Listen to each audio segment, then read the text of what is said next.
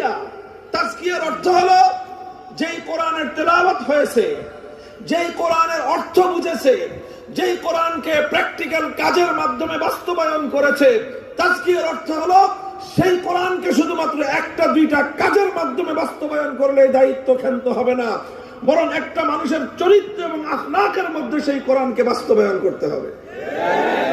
তোমার চরিত্র হতে হবে কোরআন, তোমার কথা হতে হবে কোরআন।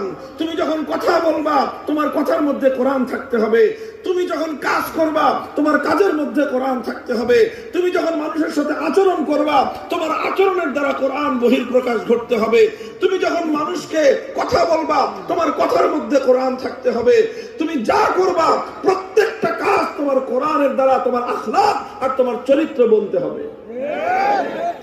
এটার নাম হলো তাজকিয়া।